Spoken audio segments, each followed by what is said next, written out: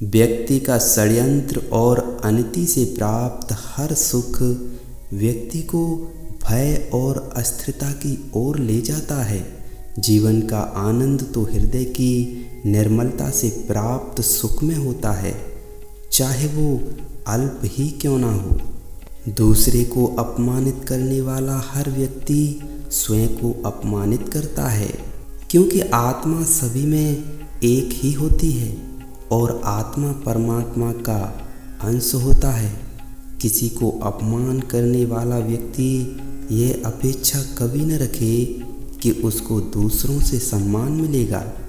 कर्म का यही सिद्धांत होता है।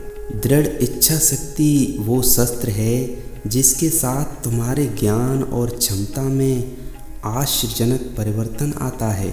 जीवन में जब भी हम खराब दौर से गुजरते हैं तब मन में यह विचार आता है कि परमात्मा मेरी परेशानी देखता क्यों नहीं है, मेरे दुख कम क्यों नहीं करता है।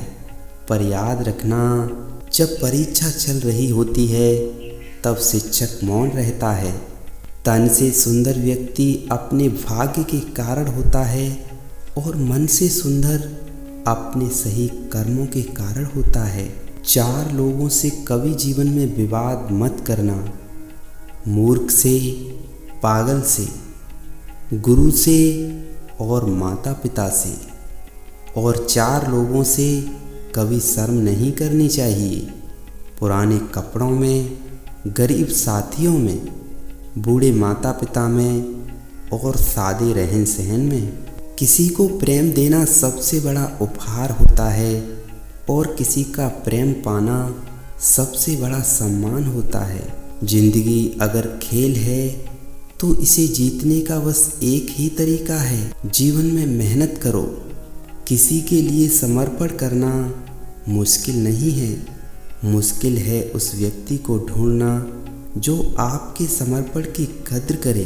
एक औरत की टांगों के बीच से जन्म लेने के बाद उसकी छाती से निकले दूध से अपनी भूख प्यास मिटाने वाला इंसान बड़ा होते ही औरत से इन्हीं 2 अंगों की चाहत रखता है और अगर असफल होता है तो इसी चाहत में भीभत्स तरीकों को अंजाम देने लगता है। बलात्कार और फिर हत्या। दुनिया को जन्म देने वाले के साथ इस तरह की मानसिकता क्यों? मेरी नज़रों में बलात्कार से बड़ा कोई जुर्म नहीं है इस धरती पर। इसलिए औरतों की इज्जत करना सीखिए। किसी के साथ कोई रिश्ता रखो तो उसे स्वतंत्र रखो। यदि आपका है तो उसे आपसे लाख अच्छा मिल जाए वो आपका ही रहेगा, और आपका नहीं है तो चाहे उस पर जान लुटा देना, एक दिन छोड़कर चला ही जाएगा। वे मूर्ख थे जो तुम्हारा प्रेम कभी न समझ पाए, क्योंकि तुमने तो कई बार अपना हृदय तोड़ लिया सिर्फ उन्हें प्रसन्न करने के लिए।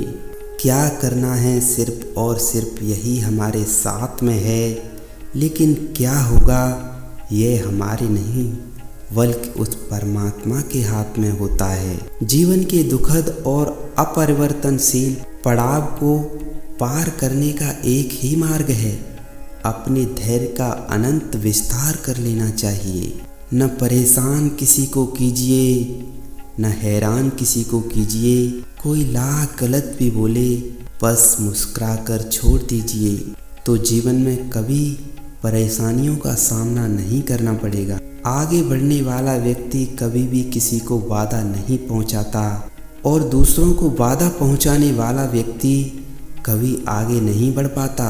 श्री कृष्ण से कितना कुछ छूटा, पहले माँ छूटी, फिर पिता छूटे, फिर जो नंद यशोदा मिले वे भी छूटे, सगे साथी छूटे, राधा भी छूटी, गोकुल छूटा, फिर मथुरा छूटी। श्री कृष्ण से जीवन भर कुछ ना कुछ छूटता ही रहा। नहीं छूटा तो देवत्व, मुस्कान और सकारात्मकता। श्री कृष्ण दुख नहीं उत्सव के प्रतीक हैं। सब कुछ छूटने पर भी कैसे खुश रहा जा सकता है, यह श्री कृष्ण से अच्छा कोई नहीं सिखा सकता। इसलिए हमेशा खुश रहना चाहिए, और सदा मुस्कुराते रहना चाहिए।